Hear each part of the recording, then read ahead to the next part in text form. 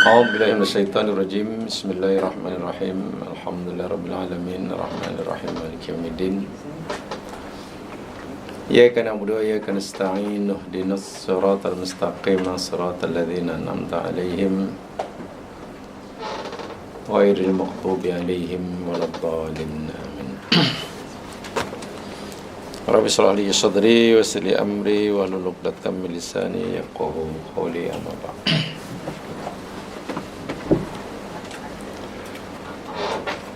InsyaAllah kita teruskan terus kita surat Yunus.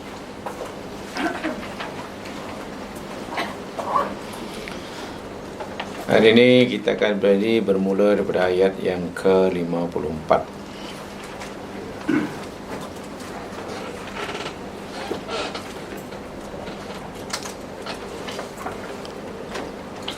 Di dalam ayat yang sebelumnya Allah Subhanahu wa ta'ala merespon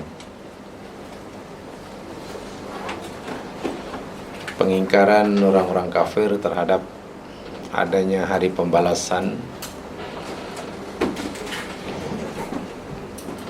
karena pengingkaran mereka sangat melampau.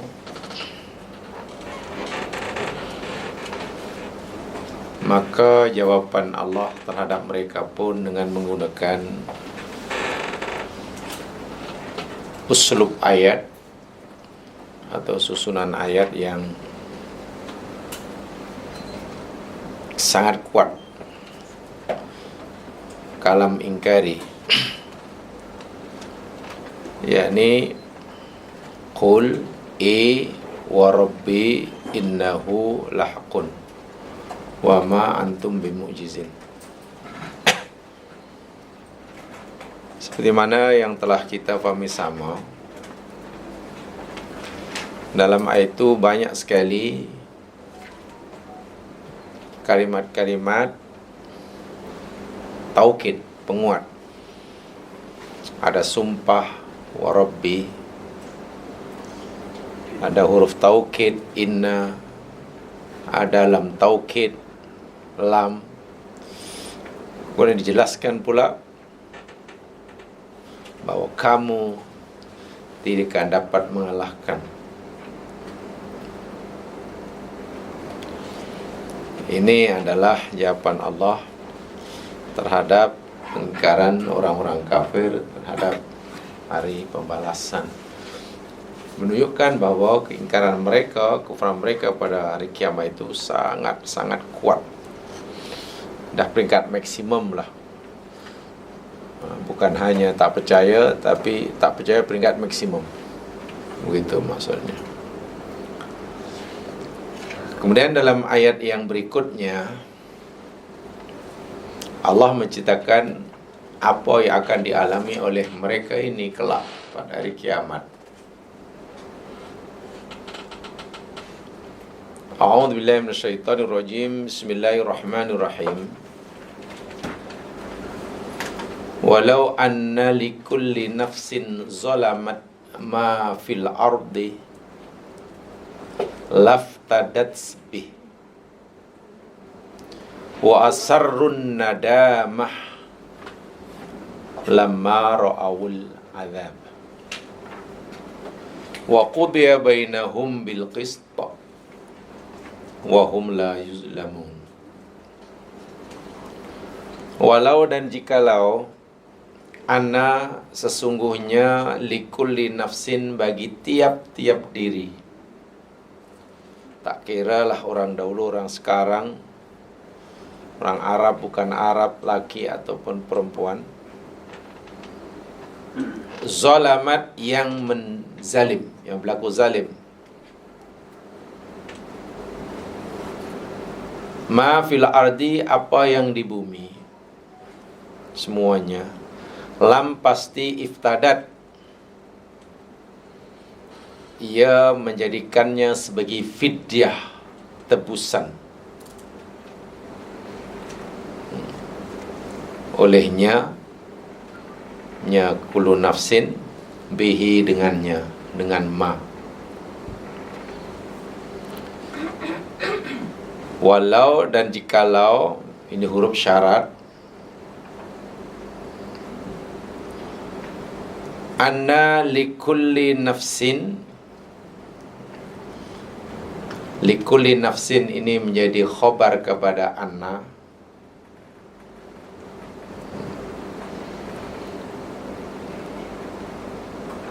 Kemudian ia menjadi mausuf. Zalamat sifat kepada kullu nafsin.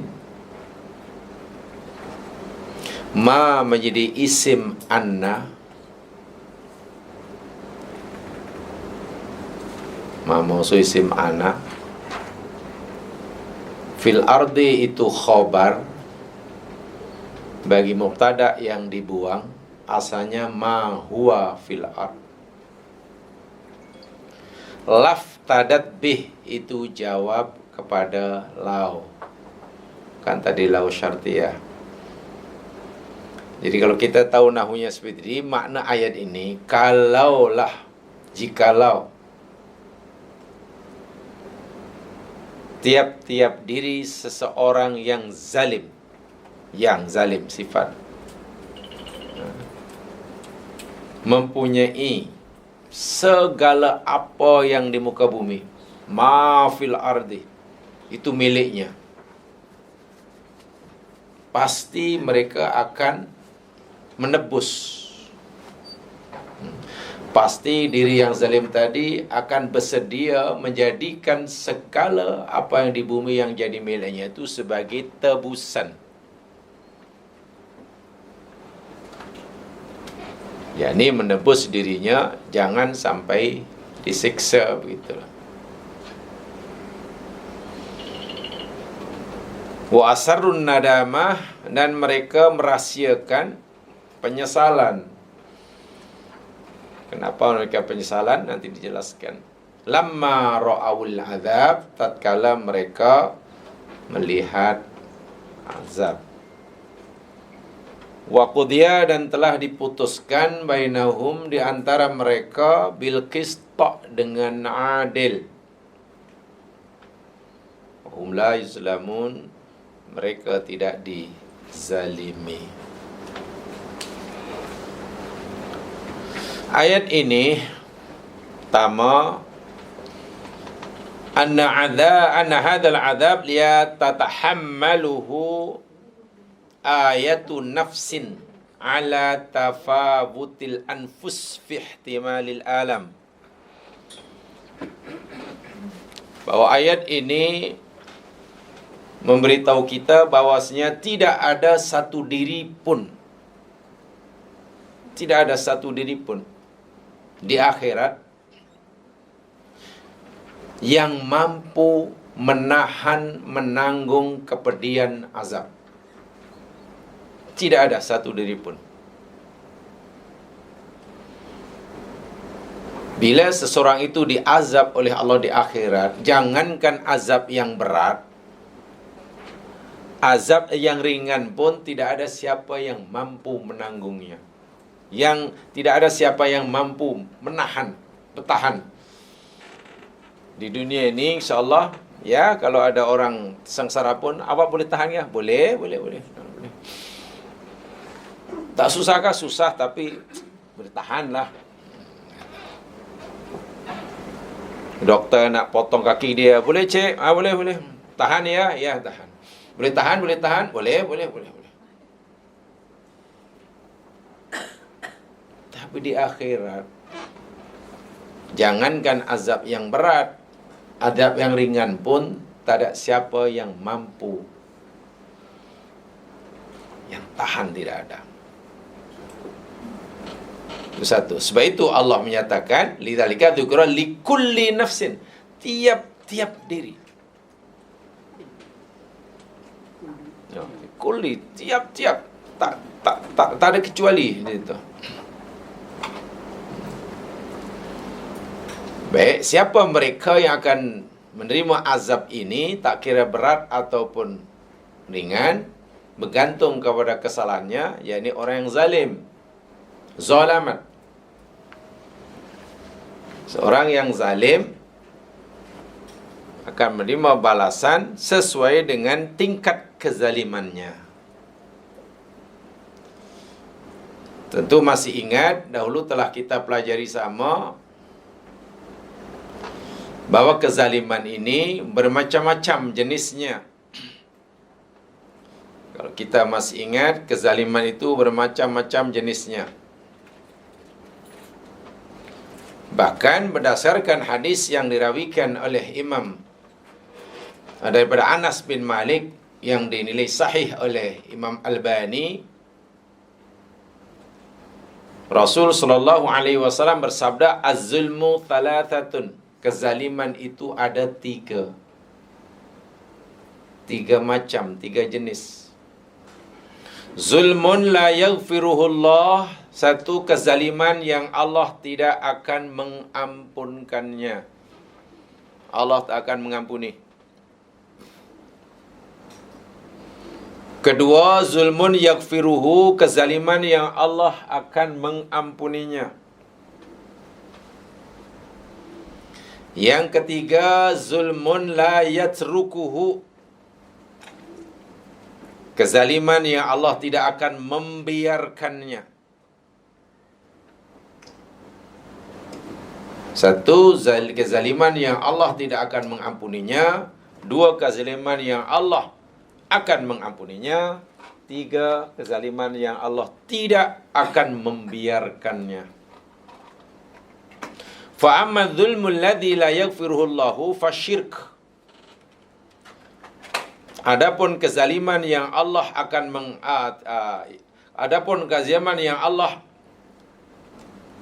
akan mengampuninya, atau yang pertama yang tidak mengampuninya, yakni syirik.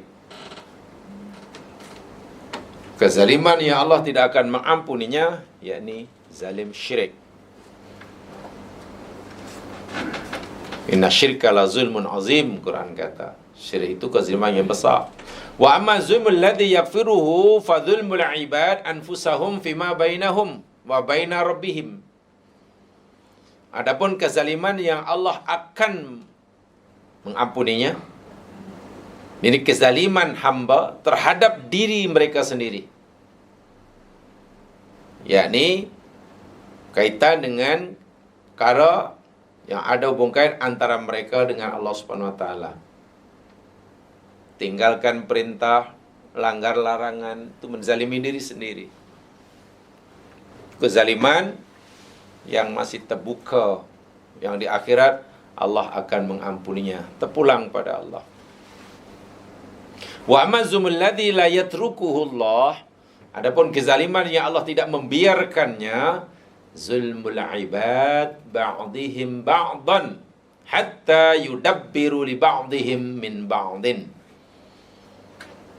Kezaliman yang Allah tidak membiarkannya, yakni kezaliman hamba sebagian mereka terhadap sebagian yang lain.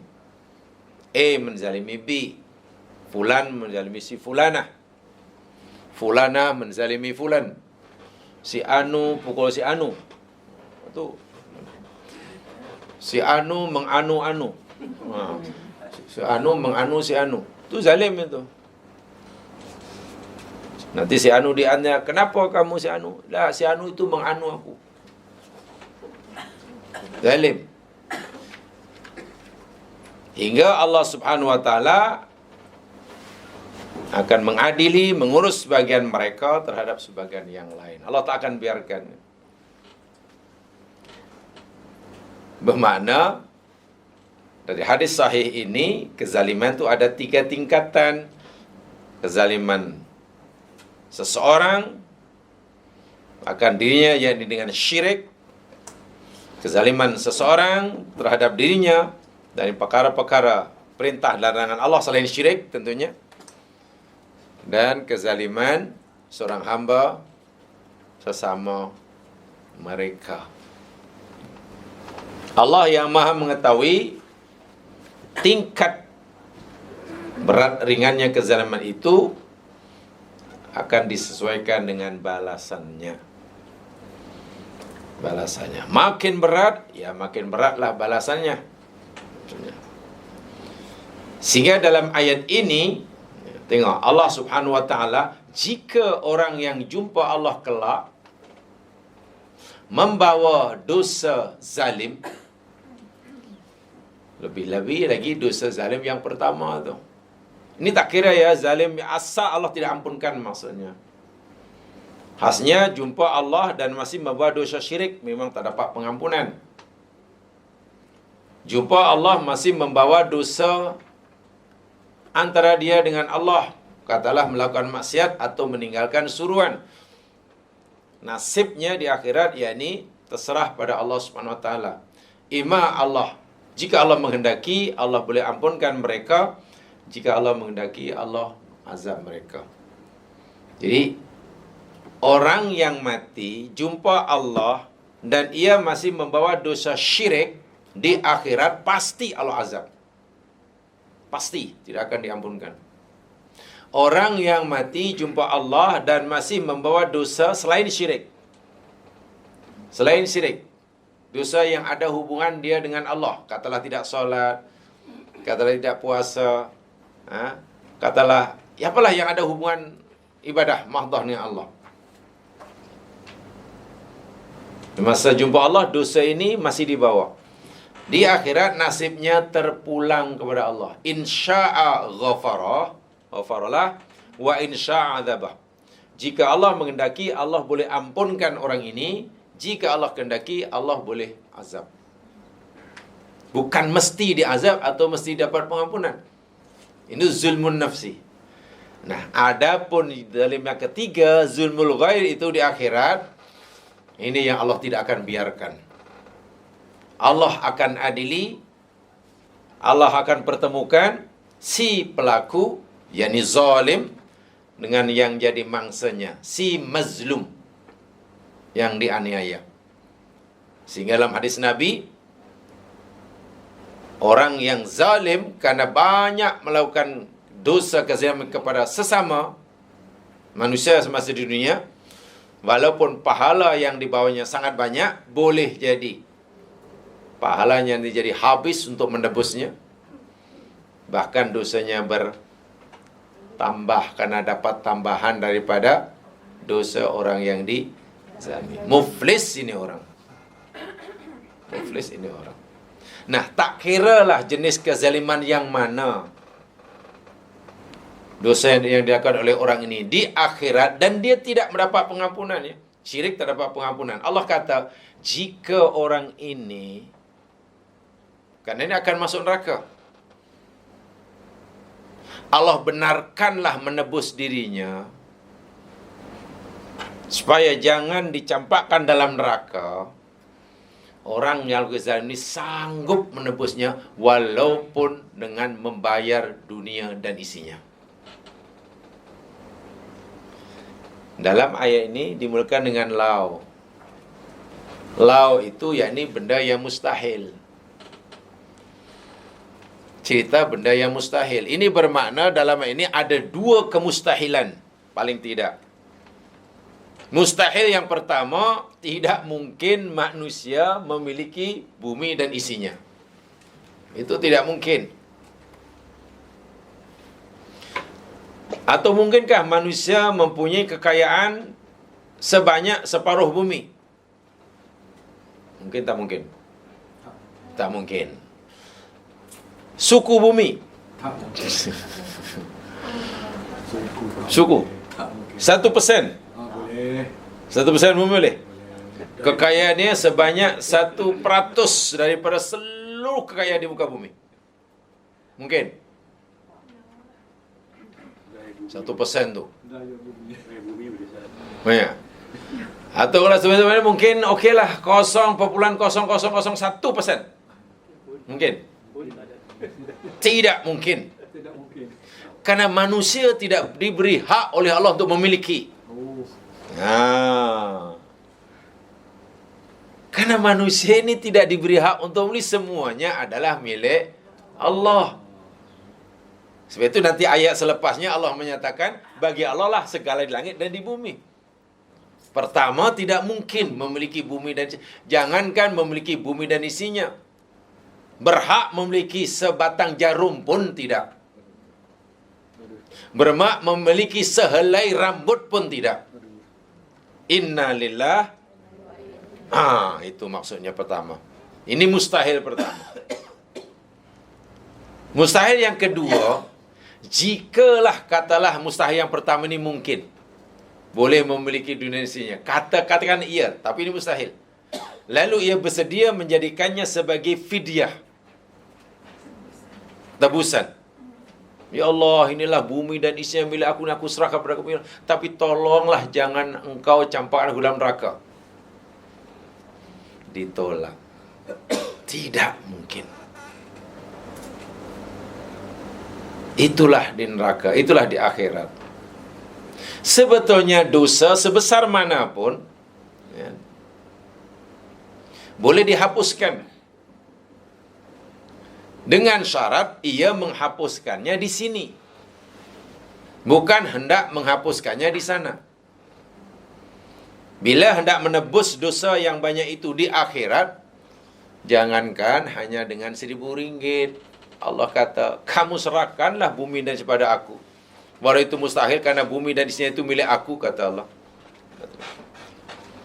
Tapi kalau orang ingin menebus dosanya di dunia, ya mungkin tidak perlulah jutaan ringgit. Nabi menyatakan as-sadaqah tudfi'un nar. Sedekah itu boleh memadamkan api neraka. Sebab itulah Rasulullah sallallahu alaihi wasallam serta berpesan kepada keluarganya, berpesan kepada putri-putrinya, pada Fatimah Az-Zahra, supaya bersedekah walau bisyikkim min tamrah. Walaupun engkau wahai Fatimah hanya mampu bersedekah milik Allah, itu sedekah itu milik Allah, dengan secebis, seiris tamar. Sebiji tamar bagi 4 sukunya itu. Karena mampunya hanya itu ya. Jadi dengan bersedekah, neraka padam. Tidak perlu berjutaan, hanya itu. Karena mampunya itu sahaja. Jadi orang yang bersedekah 1 juta ringgit, itu ikut sunnah. Yang bersedekah 50 ringgit pun ikut sunnah. Bahkan yang sedekah sebiji tamar pun ikut sunnah. Habis sebiji tamar pun tidak, Nabi kata, ya baca ajalah subhanallah, alhamdulillah. Itu pun sedekah. Ya Rasulullah, nak baca susah, kadang tak boleh ke kami. Tak apalah, aku jumpa kawan wajah kamu berseri-seri, itu pun sedekah. Tengok sunnah Nabi ini betapa luasnya. Sangat luas.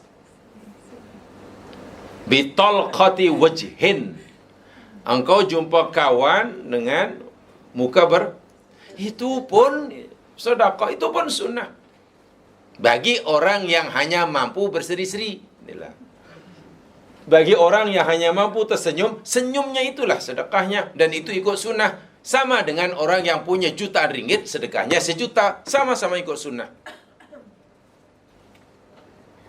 Sama-sama mulia. Dengan syarat yang bersedekah dengan senyum tadi, dia hanya punya senyum. Yang lain tak punya. Bahkan sahabat terkejut ketika Nabi kata, hatta fi bud'i ahadikum. Bahkan seseorang kamu bercampur dengan pasangannya, suami berhubungan dengan istrinya, itu pun sedekah. Terkejut monyet para sahabat. Ya Rasulullah, takkanlah kita bercampur dengan istri, melepaskan, melampiaskan syahwat, itu pun dapat pahala sedekah? Macam mana ya Rasul? Tak pernah dengar. Memang tak pernah dengar, itu kali pertama dengar. Nabi kata, bukankah jika seseorang kamu melampiaskan nafsu syahwatnya di tempat yang haram berdosa? Sahabat kata, oh benar ya Rasul. Begitu jugalah sebaliknya, jika kamu melampiaskan di tempat yang halal, maka kamu dapat pahala. Tengok. Jadi nak sedekah duit tidak ada, nak itu tidak ada, ya sudahlah, senyum aja. Senyum pun tak boleh, ya jumpalah pasangannya. Udah. Sedekah aja. Itu sunnah itu. Masya Allah. Jadi itu kalau kita bicara ittiba'ur rasul sunnah itu sangat luas. Berpakaian demikian juga. Pakaian yang ikut sunnah macam mana? Jangan tentukan satu. Oh, kata yang sunnah tu pakai apa? Pakai jubah, pakai apa yang sempurna? Ya, bila anda mampu beli jubah. Kalau tidak, ada sahabat Nabi zaman sekian kita ketika meninggal, tidak cukup kain kafan dia. Bila kain kafan ditarik ke kepala, kaki nampak. Bila kain kafannya untuk menutup kaki, kepala nampak. Jadi yang sunnah tu yang ikut kemampuan tu lah. Solat, kemudian lelaki pakaiannya apa, lengkap lah. Pakaiannya, bajunya ada, kainnya ada. Ya memang mampu beli. Bagi yang tidak mampu beli, ya, apa namanya, yang dipakai itulah ikut sunnah. Ada satu kisah, masyhur itu kisah itu. Ya, ini kisah namanya Tha'labah, ya, orang miskin. Setiap kali lepas solat, Assalamualaikum warahmatullahi wabarakatuh, ikut sunnahnya kan wirid kan ya. Ya, bacalah wirid, bacalah tasbih, bacalah itu. Sebab itu Nabi ajar walaupun seorang-seorang. Kan? Jangan terus Assalamualaikum, orang lain baca Allahumma antas salam, dia Allahumma lantas jalan.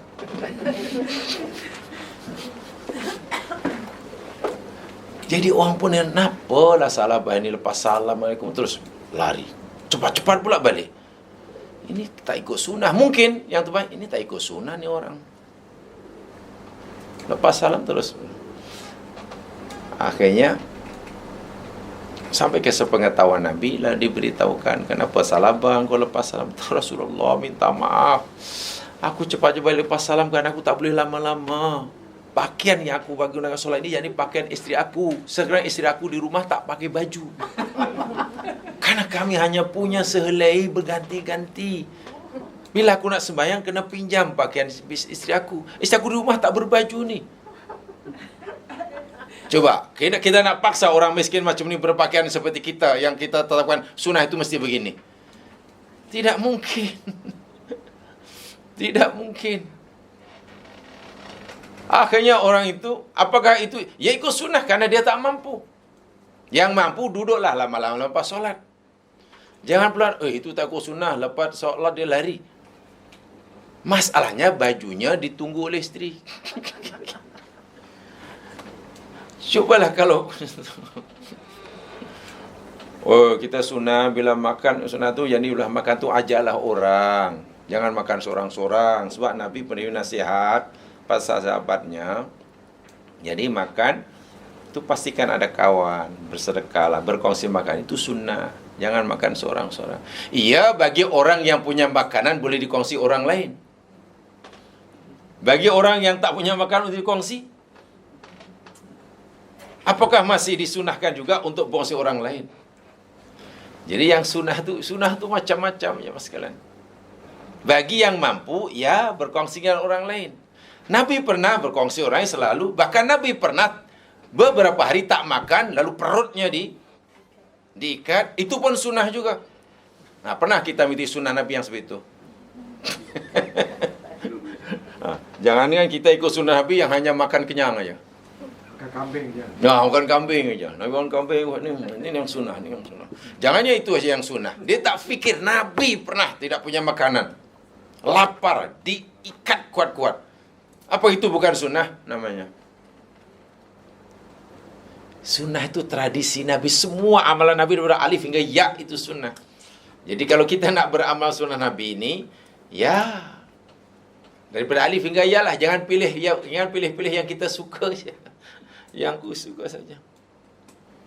Ini baru kurang sedikit sudah mengeluh. Sunnah apa ke benda? Ya, jadi luas sekali. Ni sedekah. Jadi kalau hendak memadamkan api neraka, sebenarnya tidak perlu jutaan ringgit. Tidak perlu membayar dengan dunia dan isinya. Cukup membayar dengan sekadar kemampunya. Di dunia syaratnya. Padamkan neraka itu dari dunia. Jangan padamkan dari neraka dari akhirat. Ya tidak padamlah. Kita padam mesti dari tempat yang berbeza. Jangan dari tempat yang sama. Itu yang pertama. Kemudian di dalam ayat ini kata Imam Sya'rawi, fa asarun nadamah. Mereka menyembunyikan, merahasiakan penyesalan. Penyesalan itu ya maksudnya, nadamah itu pengertian dia ialah wa huwa asifun yahsulu fin nafsi ala tafwiti syai'in mungkinin amaluhu fil madi. Nadamah itu yakni satu perasaan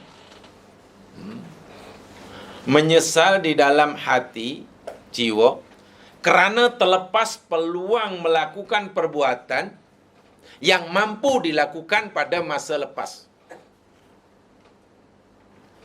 Nadamah itu yakni satu perasaan yang tak sedap lah, yang dalam hati seorang kerana puncanya terlepas peluang melakukan perbuatan yang mampu dilakukan pada masa lepas. Menyesal aku, sepatutnya tempoh hari saya buat begini. Sepatutnya semalam sebab itu. Pasal semalam saya tak buat, wahai saya boleh buat, menyesal saya sekarang. Orang-orang kafir di akhirat menyesal. Kenapa? Kerana terlepas peluang melakukan perbuatan yang dia boleh buat sebenarnya masa di dunia. Banyak perkara-perkara yang semasa hidup di dunia Allah beri peluang dan kemampuan untuk melakukannya. Tapi dia tidak buat. Bila tidak buat, inilah punca penyesalan terbesar di akhirat. Kalau boleh saya ringkaskan, punca penyesalan terbesar di akhirat itu yakni jika seseorang masa di dunia ada peluang, ada kemampuan, tapi tidak ada keinginan berbuat. Pasti menyesal. Peluang berbuat ada, kemampuan berbuat ada, tetapi keinginan nak buat tak ada. Dulu masa hidup dunia ada tak kamu peluang untuk bertaubat? Ada. Kemampuan ada. Kamu ada keinginan. Itu masalahnya. Peluang untuk bersedekah ada, kemampuan bersedekah ada, tapi tidak ada kemauan. Keinginan tak ada. Menyesal. Sebab orang tidak boleh hanya, lainlah kalau keinginan ada.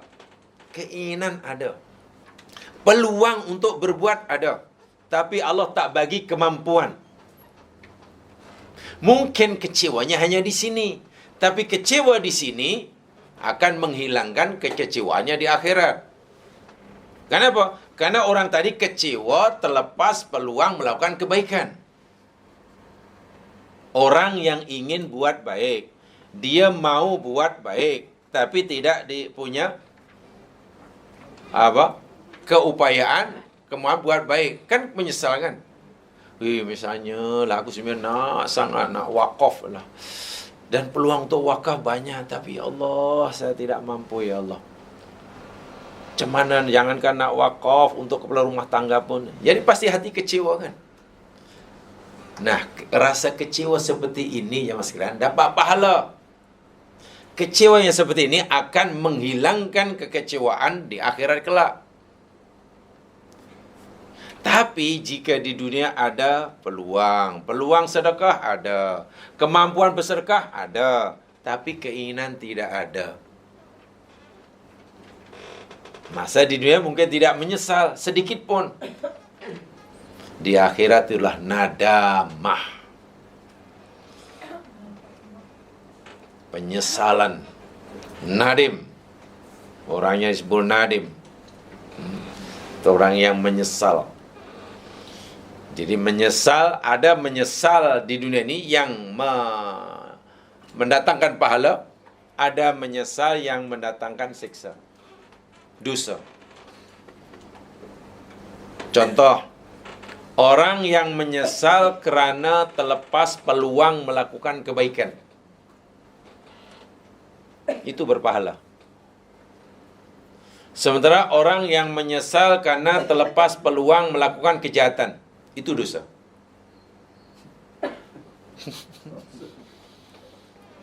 Semalam kalau awak tajak malam tadi. Saya tak ada malam pasal. Oh, malam tadi seronok tu. Ada satu pertunjukan kat stadium tu. Oh, memang dahsyatlah penyanyi. Semua histeria. Saya pun ikut histeria. Ada Lady Gaga rupanya malam tadi tu. Saya menonton paling depan kali. Seronok. Penyanyi itu Lady Gaga nama dia.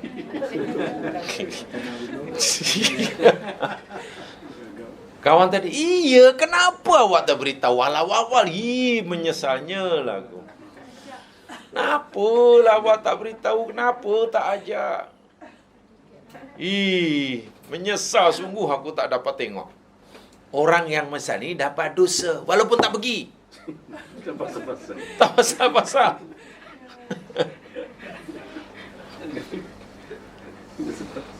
Sementara menyesal karena terlepas melakukan kebaikan, itu dapat pahala.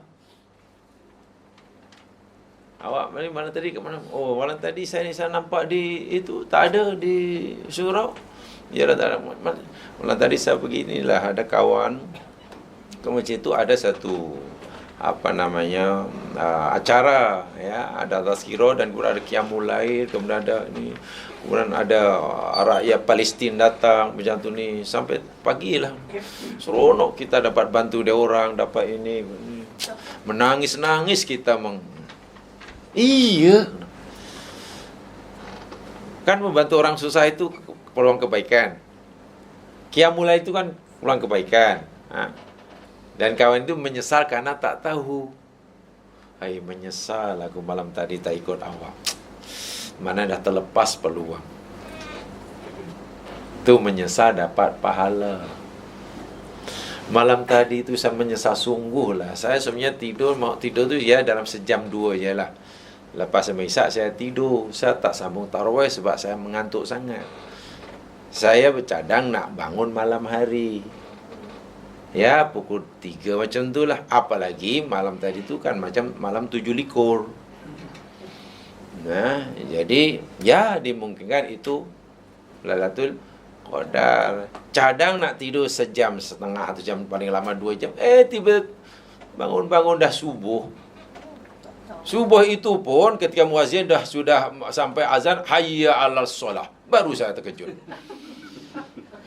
Menyesal aku sepanjang malam hanya tidur, walhal malam itu 7 likur. Menyesal itu berpahala tak? Ya, orang itu dapat pahala walaupun tidak qiyamul lail. Karena menyesal terlepas peluang untuk qiyamul lail. Tapi janganlah kemudian berdoa, ya Allah jadikanlah ini menyesal aja. Jadi ibadahnya ibadah menyesal aja. Rekod amalan ibadah apa? Jenis ibadah menyesal.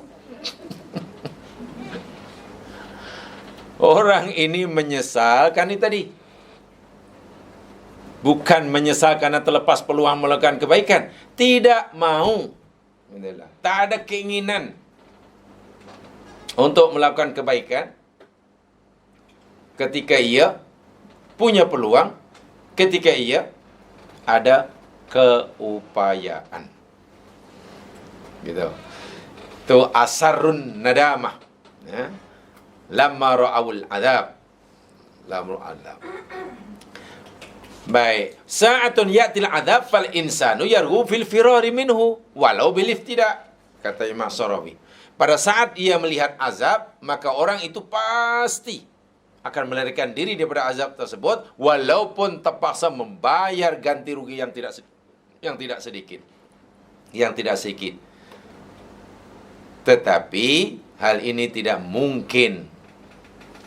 Tidak mungkin. Saya tadi sudah jelaskan ada 2 yang tidak mungkin. Mustahil. Mustahil yang pertama, tidak mungkin mustahil seorang mempunyai dunia dan isinya. Punya sebatang barum pun tidak mungkin.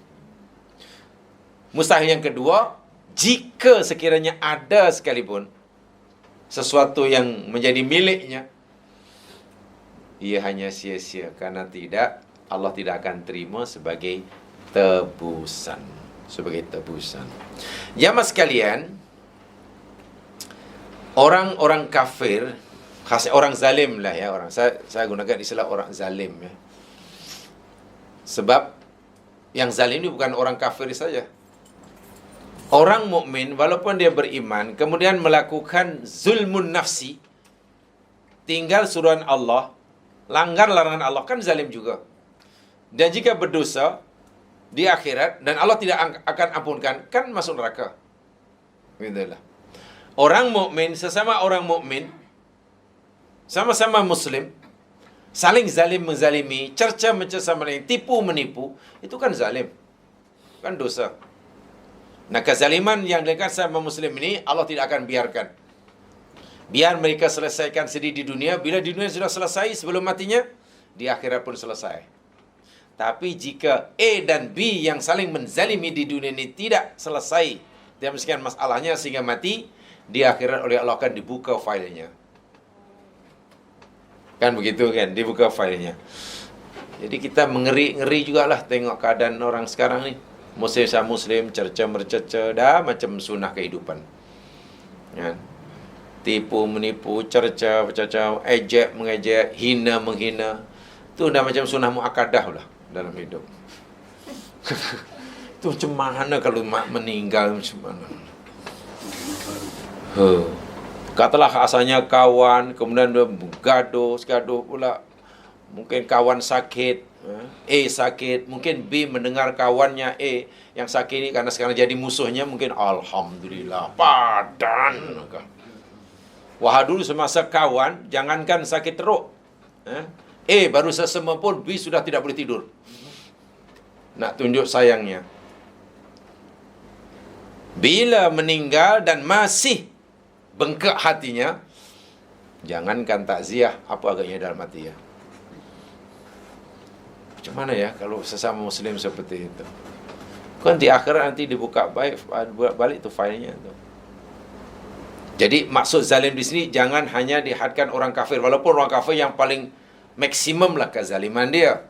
Jadi orang meninggal masih membawa dosa.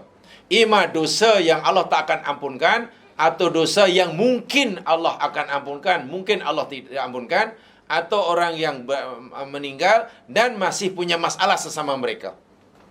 Ini nama zalim. Di akhirat jika Allah tak ampunkan, orang ini akan disiksa. Inilah. Berapa lama siksa, kadar siksanya, berapa beratnya bergantung kezaliman yang dilakukan. Sekarang, apa usaha yang dilakukan oleh orang yang disiksa oleh Allah di akhirat, yang diputuskan oleh Allah masuk neraka kerana kezaliman yang dilakukan? Macam-macam jemaah sekalian ikhtiar yang dilakukan oleh orang yang tidak disiksa di akhirat untuk melarikan diri, mengelakkan diri daripada disiksa. Baik, di sini saya senaraikan berikan Al-Quran. Ini usaha, ini upaya seseorang yang hendak yang disiksa oleh Allah di akhirat karena kezaliman yang dilakukan di dunia. Mereka berusaha bersungguh-sungguh bagi membebaskan dirinya, mengelakkan dirinya daripada disiksa. Ia orang kafir atau orang yang berdosa tadilah. Yang pertama yang mereka inginkan sekali, yakni kafaratut dzunub. Ini yang pertama. Terampunnya dosa. Karena dosa mereka itulah yang menyebabkan mereka masuk neraka. Kan itu kan? Kerana dosa mereka itulah yang menyebabkan punca mereka masuk neraka. Sedangkan mereka tak nak masuk neraka. Ingin merdeka. Lalu apa yang mereka harapkan? Berusaha bersungguh mengharap sangat agar dosanya diampun. Agak-agak usaha pertama ini gagal ataupun tidak berjaya agak-agak. Agak-agak usaha pertama ni gagal atau tidak berjaya?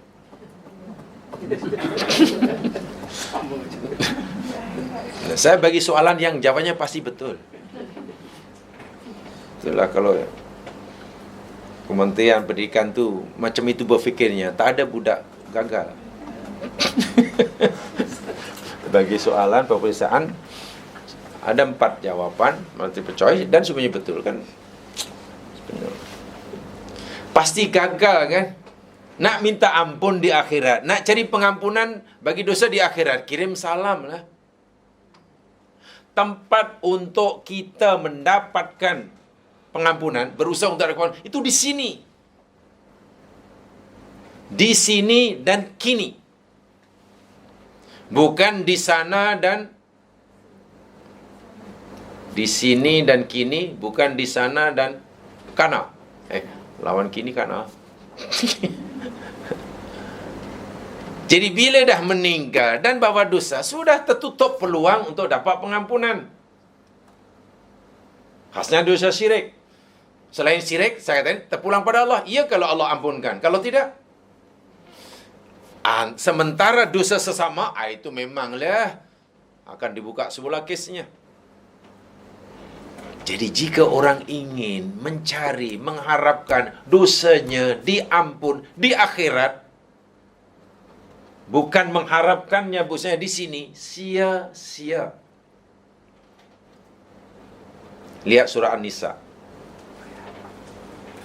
ayat 18. Ini usaha orang zalim ya macam-macam.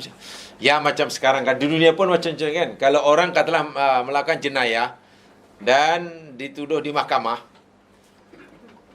kan pastilah orang yang dituduh bersalah ini pasti berusaha sedaya upaya untuk memastikan dirinya bebas kan. Bebas sama ada bebas daripada tuduhan bersalah atau daripada hukuman. Macam-macam lah. Dengan lawyer itu, lawyer yang ini, macam-macam. Sehingga sanggup lari ke luar negeri hingga matinya tak terjumpai. Kan itu kan tujuan nak mengelak daripada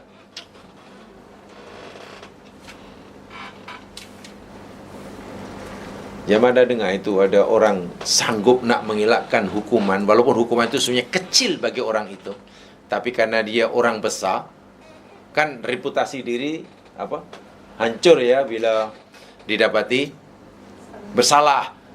Walaupun hukuman itu seberapa, akhirnya dia berusaha bersungguh-sungguh untuk mengelak lah.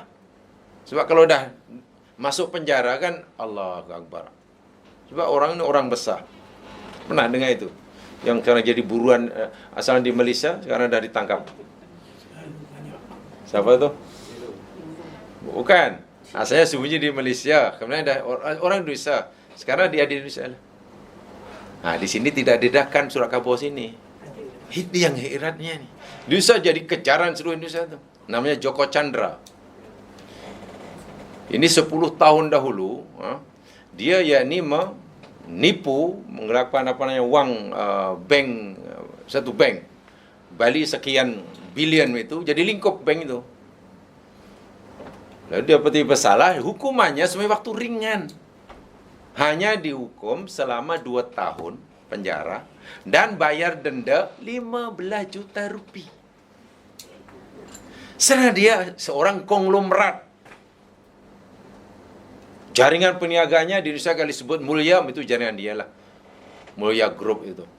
Hotel-hotel mewah, pria mewah, apa semua. Dia boleh lari, hendak dijalankan hukuman 2 hari, mungkin dapat bocoran daripada mana, melarikan diri ke luar negeri. Jadi saya tak dapatlah menangkap dia masuk penjara. Lari sana ke sana, macam lari ke mana-mana lah. Bahkan pernah lari ke Papua Gini, dapat PR sana. Ceritanya. Betul lari lagi, macam mana? Rupanya lari ke Malaysia. Lari ke Malaysia, akhirnya, ya macam mana orang ni dicari-cari tak jumpa. Last rupanya, sudah tahu. Polis Indonesia sudah tahu, ini di Malaysia orang ini. Dan di Malaysia rupanya bawa duit banyak, akhirnya di sini, ya dapat perlindungan, diberi PR, permit kerja. Karena dia salah seorang pelabur terbesar di Tiara X Signature Tower. Yang tak siap sekarang tu sana. Tahu itu siapa yang pemegang saham yang besar? Mulia Group, orang Indonesia. Joko Chandra namanya. Ya, 10 tahun dia di sini. Kerjasama dengan polis Malaysia, tangkap. Nah, kemudian gitulah. Dia serahkanlah, ada yang mintalah itu, yang bantu. Akhirnya yang bantu semuanya kena tangkap. Kan berapa lama? Indonesia, itu hari-hari Indonesia dalam 2 bulan yang sebelum itu. Tapi di Malaysia patah pun tidak ada. Karena memang jadi buruan di Indonesia. Dan di sini pula, karena itu, dapat pekerja itu. 3 tahun nggak apa masuk sini. Wah, jadi buruan. Rupanya dia termasuk investors yang terbesar, yang tak salah ya, TRX Signature Tower itu kan. Yang nanti akan jadi bangunan Tengok itu, kan Mulia Group tuh yang menguasainya tuh. Jadi, walhal kalau dia mau lanjut hukuman, hanya 2 tahun, mana sudah bebas lama, dan hanya perlu bayar 15 juta rupiah. Dia akhirnya sangguplah di sana menyuap si hakim, menyuap si itu supaya dapat lepas. Sekarang terdapat rasuah dan dia sudah mengeluarkan duit untuk rasuah si pendakwa, ada satu itu. Nilainya sangat fantastik. 150 juta US dollar untuk suap. Tapi akhirnya kena tangkap, di pendakwa pun kena tangkap, hakimnya pun. Hanya nak menyelamatkan diri daripada membayar 15 juta rupiah. 5 juta rupiah itu mungkin dia tak pernah tengok dia. Kan seorang konglomerat. 150 juta US dollar untuk rasuah, untuk membantu orang-orang kerajaan supaya membantu inilah di sana di sini. Namanya Joko Chandra. Di sini dipanggil JC. Nama saya JC, Joko Chandra. Cina itu. Kayanya luar biasa. Termasuk nomor 4 kalau tidak salah, terkaya di Indonesia. Mulia Group, itu mesti ada. Rupanya di Malaysia itu ya. Orang penting, orang berkuasa dalam pembinaan apa tu? Signature Tower tu kan. Nama Signature kan dah. TRX Signature Tower yang tak siap lagi itu. Berapa tinggi tu ya? Jadi orang kafir, kalau di dunia pun orang sanggup melakukan macam-macam untuk mengelak daripada dihukum, karena baginya bila dihukum masuk penjara, habis reputasi dia. Kan dia seorang konglomerat. Sanggup kehilangan 150 juta US dollar untuk mengelak daripada membayar 15 juta rupiah. Itu dunia. Bagaimana di akhirat? Di akhirat bukan masuk penjara, neraka. Maka mereka berusaha bersujud untuk melepaskannya. Usaha pertama, mengharap sangat dosanya akan diampun. Tetapi sia-sia, kata surah An-Nisa ayat 18. Walaisatit taubatu lilladzina ya'maluna sayyi'at. Dan taubat itu tidak diterima. Bukanlah taubat itu bagi orang yang melakukan kejahatan. Hatta idza hadara ahadahumul maut. Sehingga apabila telah datang pada seorang mereka kematian. Buat maksiat banyak tu timbul. Setelah dekat nak mati barulah kata qala inni tubtul an. Dia berkata, sekarang sungguhnya aku bertaubat sekarang. Sekarang satu bayar Allah, macam Fir'aun ni lah. Bila dekat ajal baru nak taubat. Itu pun tidak diterima. Apalagi baru nak minta ampun di akhirat. Atau walalladzina yamutuna wahum kufar.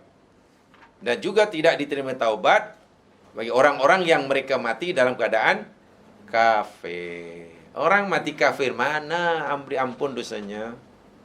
Ulaika lahum adna lahum adzaban alimah. Anau mayati dalam ayat yang lain, anau mayati rabbahu mujriman fa innalahu jahannam la yamutu fiha wa la yahya. Sesungguhnya siapa saja yang datang menemui Allah dalam keadaan berdosa, sesungguhnya jahanamlah tempat tinggalnya, tidak hidup dan tidak mati. So usaha pertama, harapan pertama orang-orang yang akan dicapat dalam neraka agar dosanya diampun sia-sia. Tak mungkin. Adakah mereka putus asa untuk memastikan dirinya binasa? Tidak. Dia melakukan usaha yang kedua. Kalau mengharapkan dosa diampun gagal, usaha kedua, mengharapkan mendapat rahmat Allah, yakni diterima amalnya. Mengharapkan dosa diampun, sia-sia. Maka mereka punya harapan kedua. Harap-haraplah amalku diterima. Harap-harap. Kan orang kafir pun banyak amalnya. Banyak sedekahnya. Banyak bantuannya. Jadi berharap sangat amal baiknya di dunia itu diterima oleh Allah SWT. Sebab kalau amal diterima, walaupun dosa mungkin belum diampun, kan siksanya menjadi ringan. Itulah. Mengharap amalnya diterima. Sebab orang kafir pun banyak amal. Itu siapa? Yang Microsoft tu? Banyak kan itu amal jariahnya? Amal jariah pula. Derma. Banyak kan? Banyak tu yayasan derma dia. Begitu. Di mana-mana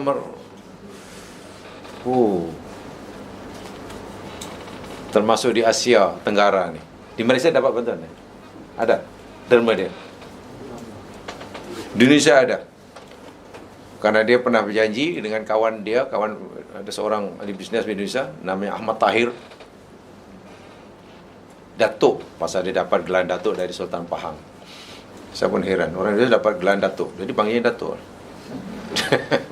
Datuk Ahmad Tahir, dia jutawan dari Surabaya. Dia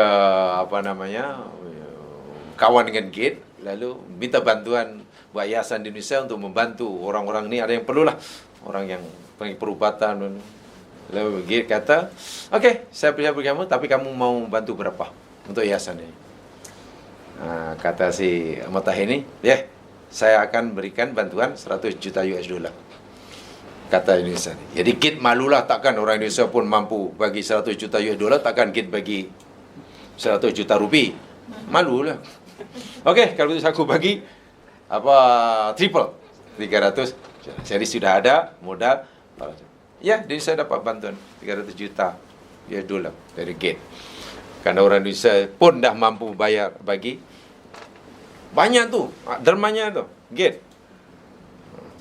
Tapi apakah diterima? Sebab kalau derma ni amal sedekah diterima, saya kata tadi, ya minimal lah boleh meringankan azabnya. Harapan kedua ini pun sia-sia. Lihat firman Allah Subhanahu wa taala dalam surah An-Nur ayat 39. Orang kafir melakukan usaha yang kedua untuk membebaskan dirinya daripada neraka, harap-haraplah amalku dah diterima. Bakti pada mak bapaknya, berbaik dengan jiran, bagi derma sana sini, buat ini, betulkan jalan, buatkan jambatan, buatkan bus stop, kampung, semualah kampung dibuat jambatan. Termasuk kampung yang tak ada sungai pun. Karena dibuatkan sungai dahulu. Bayangkan macam itu, nak berderma sampai begitu sekali, punya baik. Dalam surah An-Nur ayat 39 Allah berfirman bagaimana nasib amal orang-orang kafir yang mereka mengharapkan dapat pahala di akhirat, diterima amalnya untuk meringankan siksanya di neraka. Walladzina kafaru, dan orang-orang kafir, a'maluhum, amalan mereka itu kasarabin, seperti mana fata morgana, miraj, pasalnya fata morgana, biqi'ah, di tanah lapang padang pasir yang luas, yahsabu dham'anu ma'an, orang-orang yang sedang kehausan menyangkanya, mengiranya sebagai air. Bila kita berjalan di padang pasir, tempat terbuka atau highway tengah hari, terik matahari, 1 kilometer atau 100 meter depan kita macam ada air.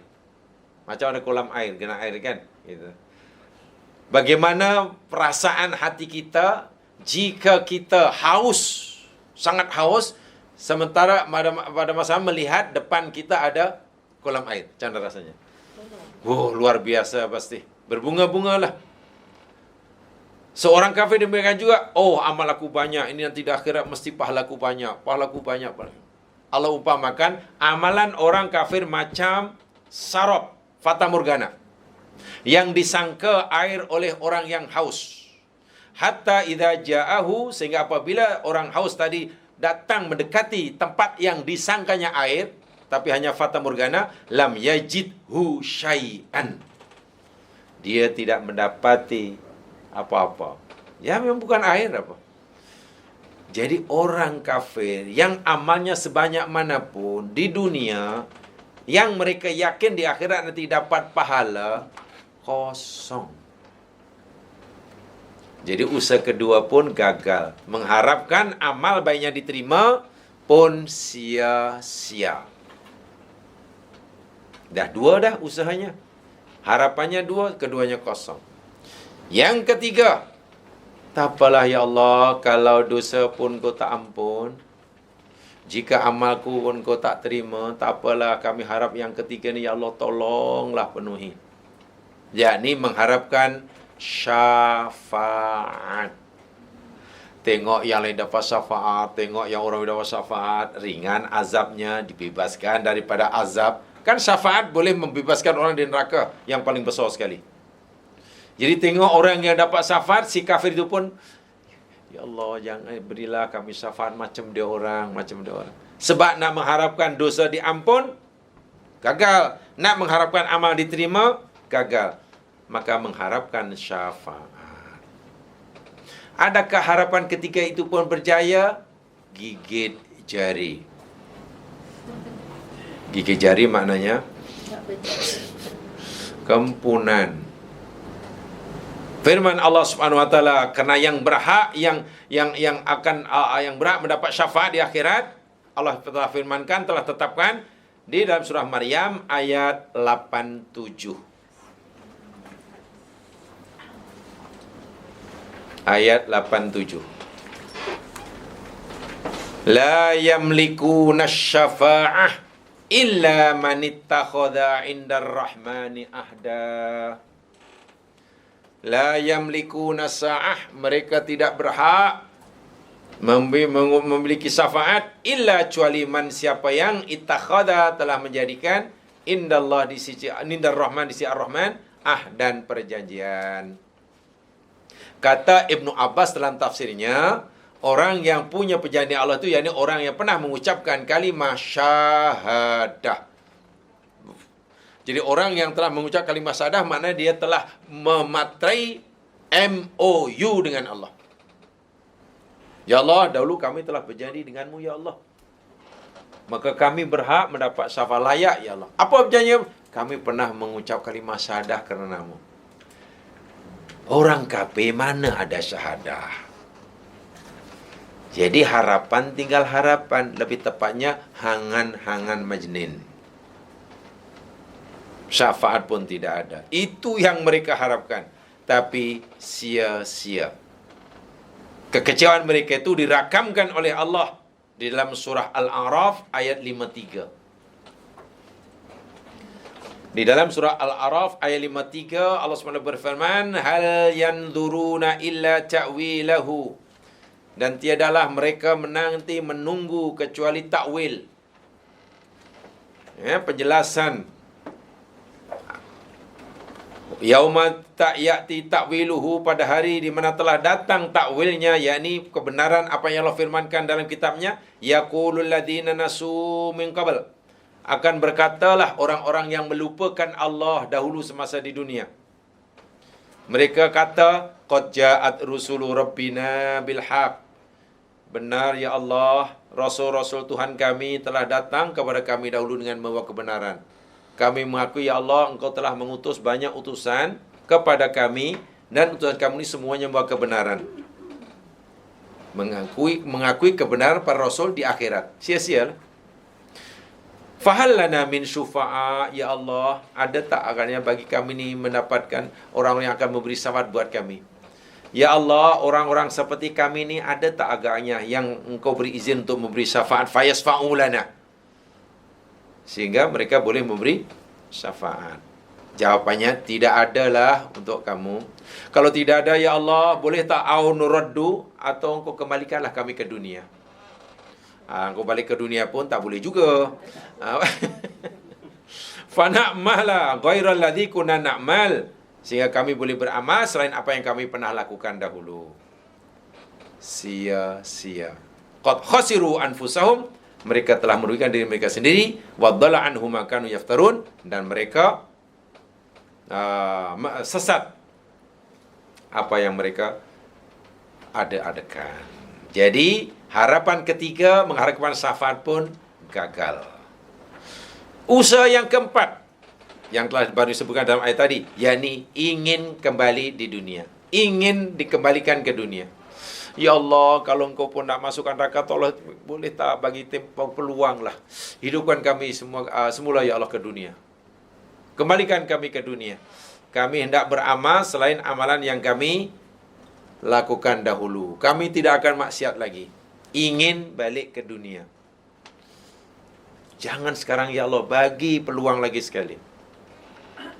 Ini dinyatakan oleh Allah dalam surah Al-An'am ayat 27. Al-An'am 27. Walau tara idh wuqifu 'alan nar, dan jikalau engkau dapat melihat wahai Muhammad ketika mereka dihentikan, dihadapkan di atas neraka, hendak dicampakkan dalam neraka yang menjadi balasannya, faqalu, lalu mereka orang kafir ini berkata, orang zalim ini berkata, ya laitana, aduhai sekiranya kami nuraddu, kami dikembalikan, yakni ke dunia, wala nukadziba bi ayati rabbina, dan dengan itu kami tidak mendustakan ayat-ayat kami. Mereka bilang, ya Allah, kalaulah engkau kembalikan kami ke dunia, kami tidak akan mendustakan lagi engkau ya Allah. Wa nakuna minal mu'minin, dan kami akan menjadi orang yang beriman. Itu harapan mereka yang keempat. Karena tak nak masuk neraka, dia ingin diberi peluang lagi sekali kembali ke dunia, dan mereka berjanji akan menjadi orang mukmin. Mereka tak tahu dunia mana yang dia nak pergi itu. Ditanya, kau nak balik mana, dunia mana? Ya Allah, kami tolong paling ke Uluyam dahulu sekejap aja. Uluyam tu mana? Semua planet sudah dihancurkan, alam dunia sudah dileburkan. Dah menjadi sunnatullah, bila dunia ni sudah tidak ada penghuninya berupa manusia. Sebab yang ditaklif yakni manusia saja. Alam dunia sudah tidak berpenghuni makhluk bernama manusia, makhluk yang Allah beri taklif. Karena semua sudah berpindah ke alam barzah. Maka alam dunia dihancurkan. Karena semua sudah berada di alam barzah. Nanti bila sudah tiba masanya orang yang di alam barzah dibangkitkan, dipindahkan ke alam akhirat, tidak ada lagi yang tinggal di alam barzah dihancurkan. Dihancurkan. Yang ada tinggal alam akhirat. Jadi kalau nak balik ke dunia, lalu mana? Laluan ke dunia kena lalu alam barzah. Alam barzah sudah tidak ada. Kalau alam barzah tidak ada, alam dunia pun sudah tidak ada. Nak balik macam mana? Mustahil. Sebab itu dia kata, ya laitana, aduhai sekiranya kami. Ini taman ni. Ini taman ni. Jadi di akhirat itu sudah tidak ada alam lagi. Yang ada hanya alam akhirat saja. Semua makhluk, manusia, jin, malaikat, termasuklah amal kita dan niat kita, berada di alam yang sama. Itu alam akhirat. Kita dengan jin, dengan malaikat, dengan amal kita berada di alam yang sama. Tidak ada lagi sempadan-sempadan, tidak lagi barzakh. Barzakh tidak ada, sempadan tidak ada. Ghita tidak ada. Hita itu penutup lah. Sekatan-sekatan sudah tidak ada. Karena tidak ada sekatan, ya manusia boleh melihat jin, setan, iblis boleh melihat manusia. Bahkan manusia boleh melihat amalnya. Bahkan manusia boleh melihat apa yang disebut kematian. Kematian, mati pun boleh dilihat. Karena tidak ada lagi sempadan-sempadan. Nah, itu di akhirat. Berada di alam yang sama dimensi. Quran pun sudah memberitahu kita, fakhashafna anka ghita'ak. Penutupmu aku telah angkat, kata Allah. Fabasaruka yaumal hadid. Pandangan matamu sangat tajam. Sehingga tidak ada benda yang kamu tidak boleh melihatnya. Termasuk niat kamu pun kamu boleh lihat. Yaumatublas sarair. Pada hari di mana niat-niat dibongkar, didedahkan oleh Allah. Macam mana rupa niat, macam mana rupa sifat yang tidak baik, wallahu alam. Jadi, usaha mereka keempat pun sia-sia. Nak balik ke dunia mana? Akhirnya macam mana? Sedangkan dia mesti diseksa ni. Ya, akhirnya diumban dalam neraka lah. Karena tak ada, macam mana ya semua ini gagal? Masuk dalam neraka. Ketika masuk neraka itu pun mereka belum lagi putus asa, berusaha untuk melepaskan diri daripada siksa. Yakni mereka ingin keluar dari neraka. Tadi ingin balik ke dunia. Sekarang dihuman dalam neraka, ingin keluar daripada neraka. Bukan karena tak puas dengan keputusan Allah, bukan karena merasa keputusan Allah tidak adil, tetapi mereka tak tahan dengan siksa neraka. Sebab itu mereka berusaha bersungguh-sungguh macam mana nak melepaskan diri pada neraka ini. Ingin keluar. Berjayakah mereka? Lihat surah Sajadah ayat 20. Surah Sajadah 20. Wa ammal ladzina fasaqu fama'wahumun nar kullama aradu an yakhruju minha u'idu fiha wa qila lahum dhuqu 'adzaban nar alladzi kuntum bihi tukadzibun. Wa ammal ladzina, dan adapun orang-orang yang fasaku, mereka fasik, fama'wahumun nar, maka tempat kembali mereka adalah neraka. Kullama, setiap kali aradu, mereka hendak ayakhruju, keluar minha, dari neraka. Setiap kali nak keluar. Jadi orang dalam neraka ni bukan duduk itu nak keluar. Tapi setiap kali nak keluar, u'idu fiha, mereka dikembalikan ke dalamnya. Belum berjawab, kembalikan lagi. Ingin keluar, kembalikan lagi. Sambil dimaki-maki. Waqila lahum, dikata pada mereka, dhuqu adzaban nar. Rasai oleh kamu azab neraka. Alladzi kuntum bihi tukadzibun. Yang dahulu kamu dustakan. Sia-sia. Tengok. Ingin keluar sia-sia. Waliyadzubillah. Lalu apa lagi ya? Nak mengharap dosa terampun, gagal. Nak mengharapkan amal diterima, sia-sia. Nak mengharapkan syafaat, dia tak layak dapat syafaat. Nak mengharapkan ingin keluar dari neraka, kembali ke dunia, mana mungkin? Mustahil. Setiap kali berusaha nak keluar dari neraka, dimasukkan balik. Apakah mereka sudah putus asa untuk membela diri pada neraka agaknya? Apa itu yang lagi? Yang belum dilakukan? Apakah yang belum ya? Rasuah malaikat. Yalah, satu di antaranya tadi hendak menebus tadi kan. Hendak menebus itu sebelumnya tu ya. Itu sebelumnya. Nak menebus tu jamaah sekalian, sebenarnya peringkat awal tu. Peringkat awal lagi. Itu kira peringkat langkah pertama tu. Yang terakhir apa yang belum ni? Tak tahan ni. Ini di sini tak tahan. Nak keluar tak boleh. Nak ni tak boleh. Ni apa lah? usaha mereka terakhir. Ini terakhir nih. Setelah itu mereka dah menyerah lah. Apa dia? Su'alul maut. Minta mati. Alai. Itu usaha terakhir dah. Last kopek. Minta mati. Sebab jemaah sekalian, orang sakit ini boleh senang hanya dengan dua sebab. Orang sakit, mengalami sakit, boleh tenang dengan hanya dua perkara, dua sebab. Satu sehat, dua mati. Betul kan?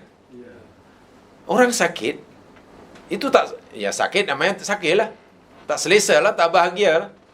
Dia boleh senang hanya dengan salah satu pada dua. Pertama, sehat. Keduanya, mati. Tadi mereka ingin hidup semula ke dunia. Tak mungkin. Jadi akhirnya apa ya? Ingin mati aja lah. Sebab mereka bila dah mati, tak sakit lah. Itu usaha mereka terakhir. Apakah Allah kabulkan? Lihat surah Az-Zukhruf ayat 77. Jadi kalau kita nak memahami Al-Quran ya, baca tajuk, ini nama tafsir maudhu'i ya. Baca tajuk. Jadi cara mentafsirkan Al-Quran secara maudhu'i ini, tafsir berikan tajuk ni, berikan apa topik subjek ini, maudhu' ni. Ya kita mentafsirkan ala apa ya? Ala permainan puzzle tu lah. Tahu puzzle? Apa puzzle namanya? Mainan kanak-kanak tu. Yang disusun-susun tu. Oh, ini apa gambar kan kita setelah susun ini kepingan disusun tapi diletakkan pada tempat yang sepatutnya. Barulah nanti akan rupanya gambar pokok. Nah, begitu ya tafsir apa namanya maudhu'i. Macam puzzle. Ayat ni campur ini, kemudian jadi satu. Oh, baru nampak. Akhirnya kita mendapat gambaran yang sempurna. Begitulah. Dan itu sangat berkesan tafsir memahami Al-Quran seperti itu. Sekarang satu-satu ayat dalam Quran ini tidak berdiri sendiri. Kan? Ayat itu tidak berdiri sendiri. Kita tidak akan mendapat gambaran sepenuhnya bila kita hanya membaca satu ayat. Ibarat kita nak tengok orang, mungkin baru nampak hidungnya. Takkan kita nak kata orang. Ini orang ke apa ya? Ini manusia, tapi siapa entah. Tapi coba kalau kita sudah temukan kepalanya, tangannya, kakinya, baru si fulan. Nah, Quran macam tu juga. Ini tafsir berdasarkan puzzle, sistem puzzle. Jadi terakhir, minta mati. Apakah berjaya? Allah menjawab beritahu dalam surah Zuhruf ayat 77. Wanadau. Dan mereka ahli neraka memanggil-manggil, menyeru-nyeru. Siapa yang dipanggil? Penjaga neraka. Ya Malik. Ya Malik, wahai Malik. Malik ini sebenarnya bukan nama malaikat ya. Malik ini nama tugasan. Malik itu maknanya penguasa. Jadi malaikat yang ditugas oleh Allah untuk menjaga neraka, itu Malik lah. Jumlahnya bukan seorang. Jumlahnya banyak. Dalam surah Az-Zumar, khazanatuha. Khazanah itu penjaga neraka. Tentu bukan seorang. Macam penjaga surga, bukan seorang. Jadi Malik itu sebenarnya bukan nama malaikat, dia nama tugasan. Postman nama orang atau nama kerja? Postman. Jadi kita ini kadang memahami begitu. Dia postman. Mana ada orang nama postman? Ya? Colgate. Itu nama. Tapi orang Melayu ni kreatif. Ya. Jadi nama pekerjaan dijadikan nama orang. Nah, jadi Malik itu nama tugasan. Sebaliknya ada nama orang dinamakan nama jawatan. Jadi Bilal. Itu yang saya tahu. Bilal itu nama orang pada zaman Nabi. Datang ke Malaysia, Bilal dah jadi nama jawatan. Nah, sekarang kita milih jawatan Bilal. Siapa yang mengisi jawatan Bilal? Siapa nama dia? Bilal. Bilal mana? Bilal itulah jadi Bilal katanya. Namanya Bilal, jawatannya Bilal. Itu saya tak faham loh. Nama orang boleh nampak jawatan loh. Oh, tak tahulah. Itu kreatif tuh ya, sangat kreatif. Ya Malik, wahai penguasa neraka, penjaga neraka, mana malaikat lah. Liyaqdi alaina rabbuk.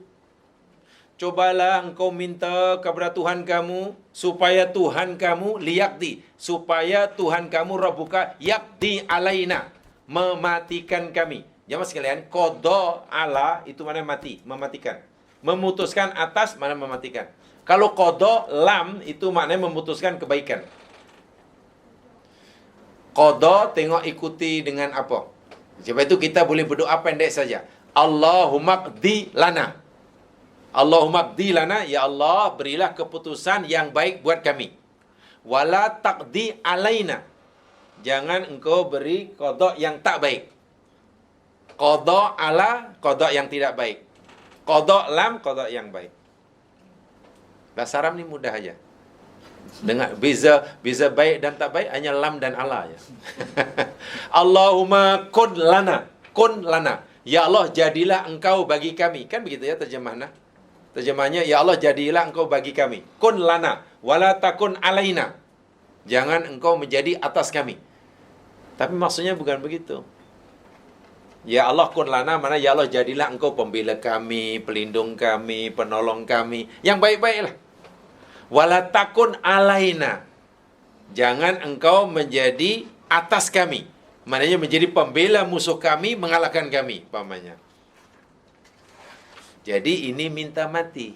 Macam Nabi Musa menolong Bani Israel ketika bergaduh dengan kaum Kipti. Kan Nabi Musa fawakazahu. Musa tumbuk itu kaum Kipti, faqada alaihi. Bukan faqada lahu. Qada alaihi. Mana si kaum Kipti itu ditumbuk oleh Musa, jalan. Terus jalan dia. Hebat tumbukan Musa ni. Tumbuk orang tu jalan. Maknanya Musa boleh menghantarkan seseorang berlayar ke alam barzah. Dia minta mati. Wahai Malik, berdoalah kepada Tuhanmu agar Tuhanmu mematikan kami sajalah, liyaqdi alaina. Minta mati karena mereka fikir bila mati habis. Apa jawaban Allah? Apa respon Allah melalui malaikat? Qala innakum makithun. Betul. Ini jawabannya keras ya, tak boleh. Tentulah penjaga katakan innakum makithun. Bukan macam tu. Mesti. Jadi baca itu biar ada intonasi. Ya Malik, tapi masa berdoa ya Malik liyaqdi alaina rabbu. Liyaqdi alaina rabbu. Itu rayuan dia. Sebab mesti muka sposin kan berayu. Liyaqdi alaina rabbu. Si malaikat jawab, innakum makithun. Apa makna innakum makithun? Sesungguhnya kamu makithun, kamu tetap tinggal diam di situ selama-lamanya. Oh, itu kerah tu. Jangan innakum makithun. Lah, tak nampak seramnya lah malaikat jawab. Jadi kalau membaca Quran menghayati pasti bacanya qala innakum makithun. Ya Allah. Mana tahu markahnya malah 111. Selepas mereka, sudahlah kamu di situ selama-lamanya. La yamutu fiha wala yahya. Tak mati, tak hidup. Karena kematian sudah disembelih oleh Allah. Mati telah dimatikan sehingga tak ada mati. Tak cukup itu, Malik menjawab. Kamu tinggal di situ selama-lamanya. Selepas itu difirmankan oleh Allah dalam ayat surah Al-Mu'minun ayat 108. Ini kata pemutusnya. Ini adalah keputusan mu'tamad daripada Allah. Al-Mu'minun 108. Selepas itu mana mereka tak akan merayu-rayu lagi lah. So inilah dipanggil apa ya? Keputusan terakhir yang mu'tamad. Ya, istilahnya dah apa dah. Inilah hakim dah putus dah. bersifat final dan binding, mengikat. Lepas itu dah tak ada lagi pil. Apa lagi ni? Nak pil mana lagi? Al-Mu'minun 108. Tegas sekali ini. Qala khsa'u fiha wa la tukallimun. Apa terjemahannya? Qala, berfirman Allah atau melalui malaikatnya, ikhsa'u, hinalah kamu fiha, dalam neraka. Tadi dalam Az-Zuhruf 77, kamu tinggal di situ selama-lamanya. Bukan hanya tinggal dalam neraka selama, tidak akan mati, tapi kamu hina dan tinggal dalam keadaan hina. Tersiksa tubuh badannya, fisikanya, hina jiwanya. Mana zahir batin tersiksa. Lalu keputusan terakhir Allah, wala tukallimuni. Jangan kamu bercakap-cakap lagi denganku. Bisu sampai kiamat selama-lamanya. Ya teruslah diam, tak cakap lagi. Sebelumnya masih, ya Allah boleh tak ampunkan, boleh tak itu, boleh tak. Bila sudah datang firman seperti ini, iksa'u fiha wala tukallimun, hinalah kamu di dalamnya selama-lamanya, dan jangan kamu lagi berkata mengadu kepadaku. Ni kan nunnya baris bawah ya. Ni itu mana kepadaku. Dalam tafsir selepas itu, semua orang yang kadang-kadang bisu. Bisu mana tidak lagi bercakap lagi lah. Dah menyerahlah, dah tak. Sebelumnya macam-macam usaha yang dilakukan, termasuklah ayat yang sedang kita pelajari ini. Coba nak menebus, kan? Coba nak menebus, nak merasuah. Kod-kod lah boleh. Dan yang nak mereka jadikan tebusan bukan benda kecil-kecil ya, tapi benda yang besar. Apa yang mereka, yang sebelum mereka melakukan ikhtiar ini, apa yang mereka nak jadikan tebusan ya mas sekalian, agar melepaskan macam-macam.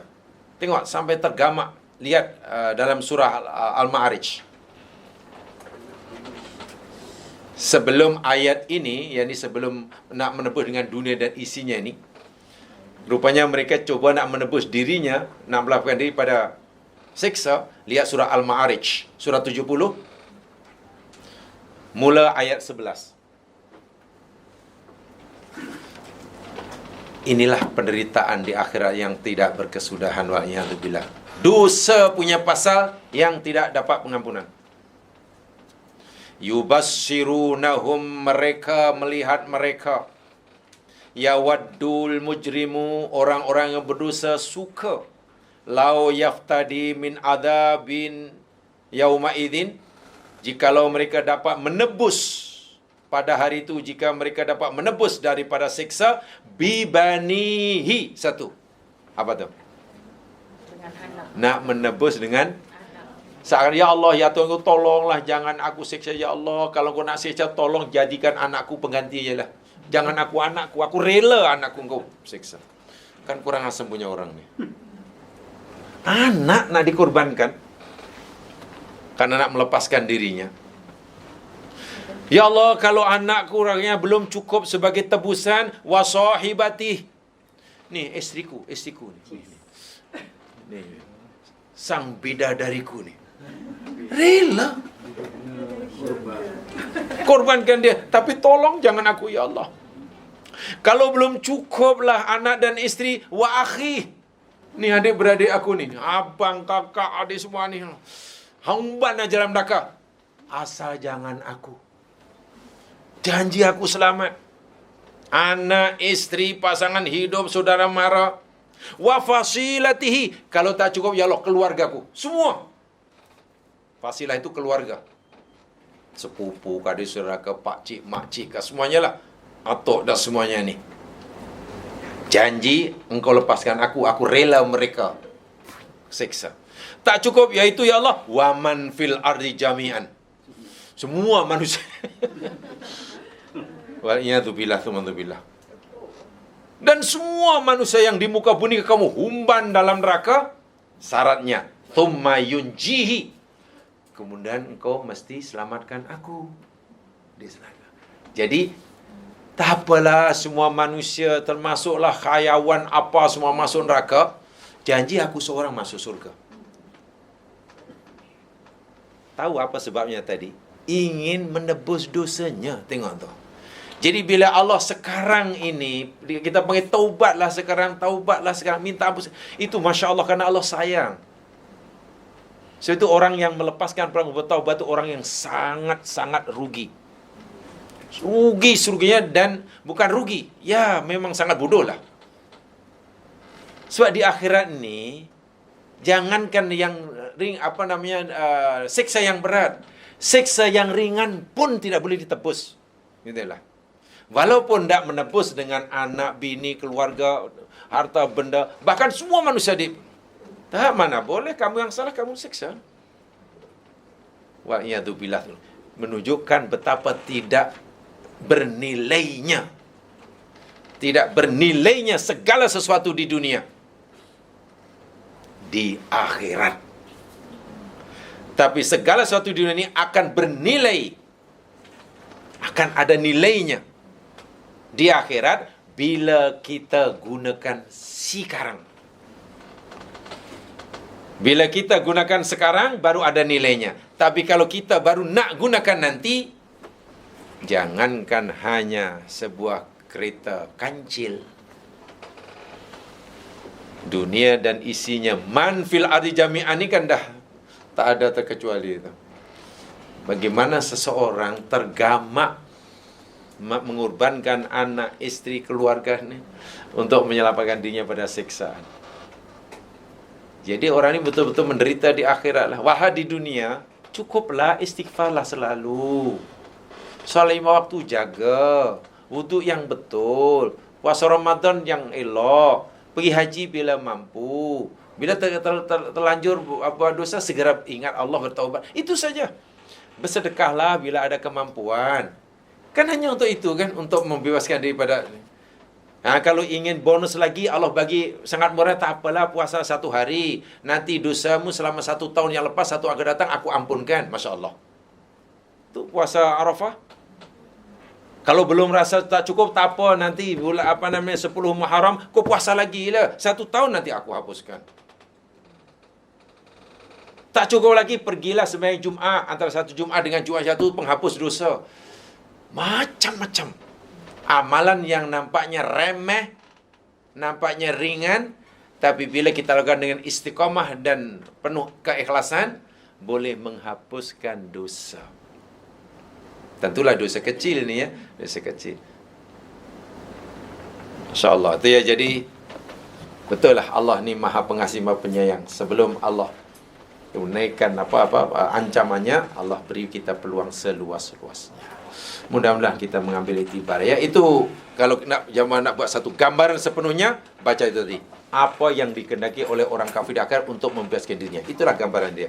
Dari ini ke sini, last yang terakhir, ku diamlah, jangan cakap. Nah sudah. Kalau dikatakan cuma anak ni lagi, bisu selama-lamanya.